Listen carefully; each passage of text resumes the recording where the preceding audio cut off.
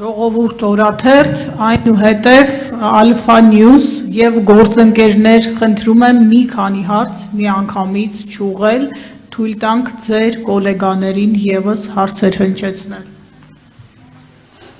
Պարոն Կարապետյան, հարցս վերաբերում է Հայ Առաքելական Սուրբ Եկեղեցուն, ինչից էլ թերևս սկսվեց ձեր քաղաքական ուղին։ Դուք մտաք քաղաքականություն Հայ Առաքելական Սուրբ Եկեղեցին պաշտպանելու օրակարգով։ Եվ այսօր մենք տեսնում ենք մի իրավիճակ, որ այն հոգևորականները կարգալույց հռչակված թե կարգված, եթե վեհապար հայրապետի դեմ են գործում, ապա անթակույց ստանում են գործող իշխանության աջակցությունը։ Հնարավոր է ձեր իշխանության պարագայում էլ դուք էլ սկսեք հալածել այն հոգևորականներին, այն անձանց, որոնք որ այս օրերին դեմ են գործում վեհապար հայրապետին։ Եվ եւս մեկ հարց կրկին եկեղեցու հետ կապված փոքրիկ հարց է, գործող իշխանությունը Հայ Առաքելական եկեղեցում վեհապար հայրապետին հոգևորականներին մեղադրում է այն ամենի համար, որ այսօր Հայաստանի Հանրապետությունում 50-ից ավելի աղանդավորական կազմակերպություններ կան, գուցեև ավելի, եւ ձեր իշխանության պարագայում դուք պատրաստվում եք քրիստոնեությունը Հայաստանի Հանրապետությունում հռչակեք որպես պետական կրոն։ Այո, այսօր սահմանադրությամբ Հայ Առաքելական Սուրբ Եկեղեցին բացարձակ արժեք է, բայց այնուամենայնիվ պետական կրոն չէ։ Խնդրեմ, շնորհակալ եմ։ Ինձ թվում է հոգևորականների դատավորը Աստված է լինելու։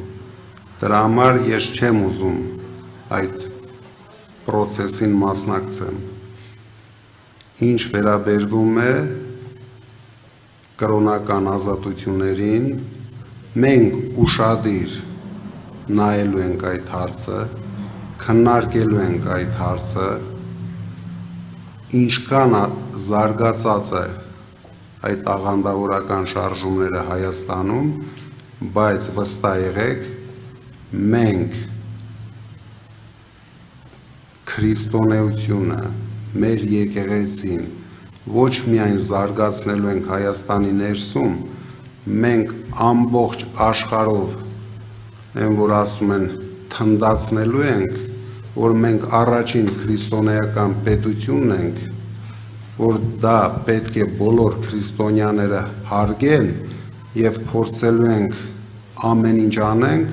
որ քրիստոնեության համար մեր էջմիածինը դառնա այնպես, ինչպես մուսուլմանների համար մեկան, բայց ես նորից եմ ասում, դա փորձելու ենք անենք։ Եվ հստակեցնենք, հա, հոգևորականները